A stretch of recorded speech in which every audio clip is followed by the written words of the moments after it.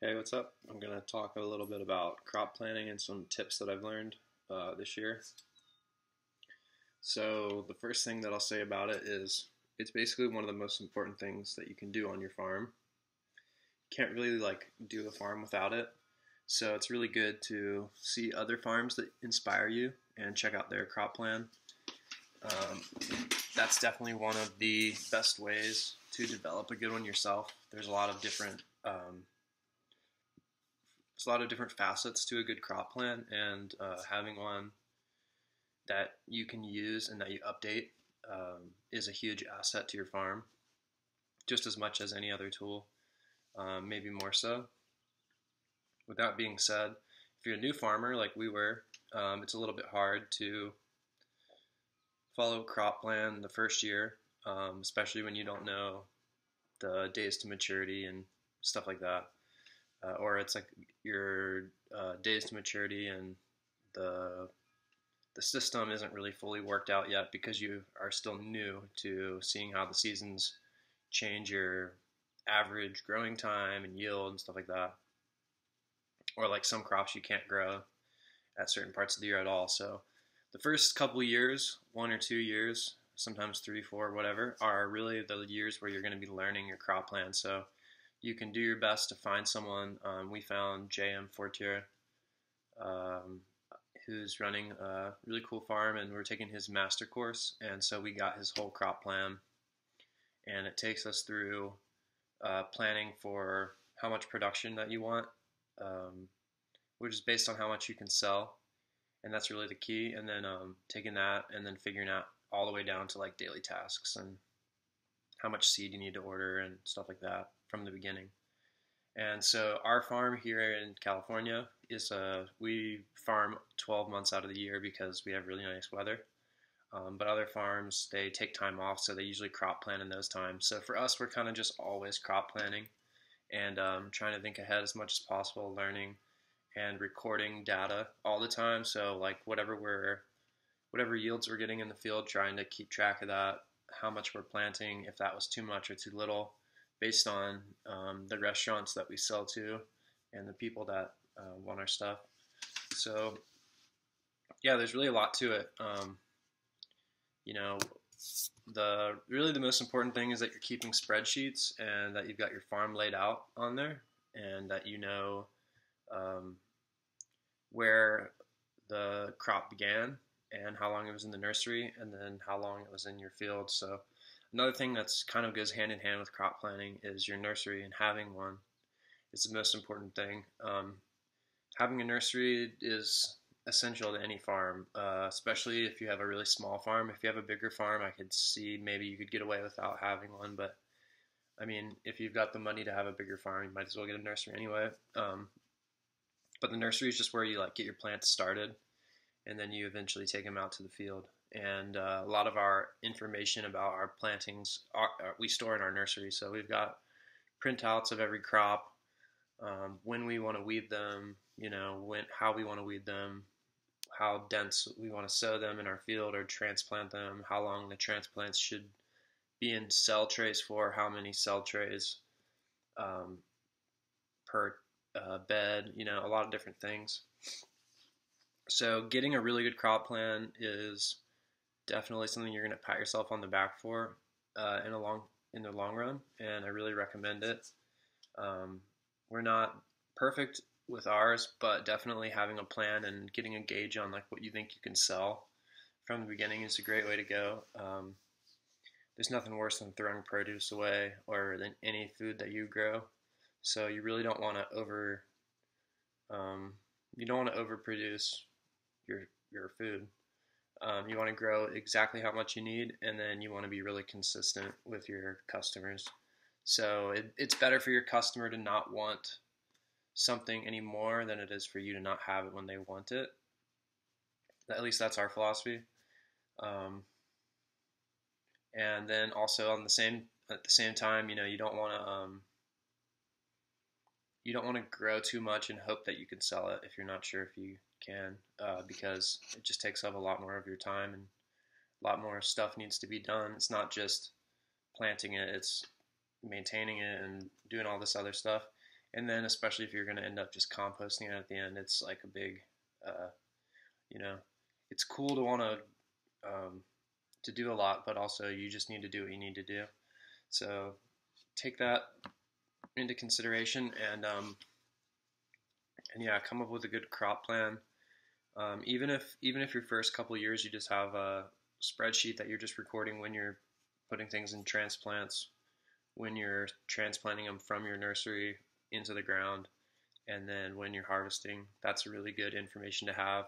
And then the next year when you're planning out your season, you can look at that, and especially if you make notes on each thing. So like if you plant carrots in November and then they're ready in March, then okay, next year I want to make sure that by March I have a buyer for 100 pounds of carrots if I plant one bed or whatever. Like, you'll learn that kind of stuff, and then you'll know, okay, like maybe there's other stuff that's like lettuce.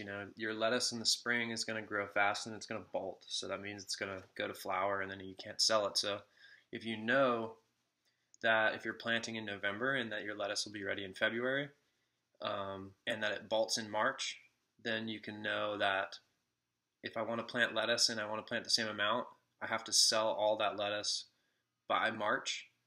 And I also need to have 1 month to get the baby lettuce in the nursery to the size where you can transplant it when you're harvesting that bed. So once you start to keep track of these things, then you can make a better plan the following year, because you'll know, all right, so my lettuce is done in the second week of February. I need to have lettuce ready to go in the same day that we take that lettuce out. So we're cutting this lettuce, we're immediately putting in new lettuce in another bed that'll be ready the following week. Or you get what I'm saying. Like, it's kind of like just a way to kind of plot out your progress, and so that you can meet your demand all the time. And so that's really the most important reason for crop planning. You can grow a lot of extra stuff too, and kind of like put a fleece out on stuff, like, to know if chefs really like it or whatever. That's a really great thing to do too. And then, as you keep track, you can tell the chef, oh, like we can do pea shoots and we can grow 15 pounds a week for you if that's what you want. And we know it's going to take 16 days from the time that we get them started till the time that we can harvest them. So that way they can get an understanding of like how your process works, and everything's going to be different. Maybe you're going to see in the fall you can do, maybe it's going to take a little bit longer as it gets into winter to get that same crop cut, and then having those notes in your crop plan will help you year after year after year if you keep on taking better notes. Okay, cool. So my summer crops, if we're doing spring mix under shade in the summer with, and it's taken 6 weeks to cut, in the fall it takes 10 weeks. So knowing that, we're going to be planting a lot more successions in the late spring for the summer than we are in the fall, because it'll keep growing in the fall. It's not going to bolt. It's not going to get so hot, so we can cut, up to 6 times sometimes from those beds without really lowering the quality of it. Whereas in the summertime, we need to turn them around quickly, get 1 or 2 cuts per bed, and then have a new bed that's already ready growing, and that we can have like right in the next week. So that's really what your crop plan's for. And that really is across the board for any type of crop, no matter what you're growing. If you want to be consistent with what you're growing, then you have to have a crop plan, and you have to have an understanding of like how long things will take over time. And then if you want to go into like supplemental lighting and stuff like that, that's where you can really find out perfectly how long your stuff's going to take, and without a lot of variation. That's kind of where we are with our microgreens, because we do them all indoors, so we know exactly how many days it'll take, because we're supplementing the lighting, so we're always getting 16 hours of light no matter what. And those are our best crops, because they're high value. We know exactly how much space they'll take up, we know exactly who we're selling them to, and we know exactly how many successions we need to have to keep it consistent. And then once we communicate with our chefs, we kind of just get a gauge on what they're going to want, and then we just go from there. So it's really, um, I can't say enough good things about it. It's something that every farmer needs to do, whether it be really detailed or not. But the more detailed that you are, the more notes that you take, and the more that you update it every day, it just should just be a routine of your life, and you'll just like really start to see your goals. You'll start to achieve them a lot quicker and a lot easier because you're getting an understanding of like how much yield do I need to make this dollar amount, and then in order to have that crop available so that you can make that dollar amount, you'll know how often you need to be planting, how much you need to be in your nursery, and then you can say, okay, cool, you want to make 250,000, you want to make 500,000. You figure out who you're selling it to, how much are you going to need, and then how much space is that going to take up, and then how much nursery space is that going to take up, and then how much time, and then you can just line it up perfectly. So that's what we're all trying to do as farmers, kind of effortlessly and perfectly like that. But there's obviously a lot more to it, and the better crop plan that you develop over your first couple of years, the easier it's going to be moving forward. It's going to change from every place that you go, but in general, it's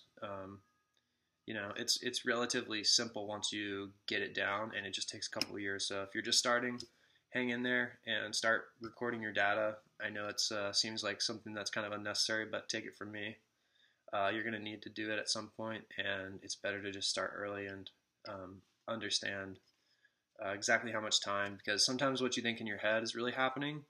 Sometimes time either moves really fast in your mind or really slow in your mind. And so you think, oh, it's been in there for 2 months, when in reality it's only been in there for 3 weeks because you're thinking ahead. Or, oh, it's been in there for 3 weeks and it's actually been in there for 2 months. So just recording that data is a much better way to go. And then also labeling everything. So knowing what bed it is, and then when it was planted. So, okay, there's carrots in here that were planted on the 4th. I've got that labeled, I know. And then I've got right next to it carrots that are planted on the 7th, which is going to be the following week, which is going to be harvested the following week. So you can kind of get an idea. So yeah, start doing your crop planning, and I hope this helps you out. And I'd love to do some more videos about it, and I'd love to have anybody who's interested ask questions. And check us out on our website, lindforestfarms.com. Check out what we're doing over here in San Diego. Would love to give you a tour of the farm sometime and talk to you about what you're doing. And yeah, happy growing.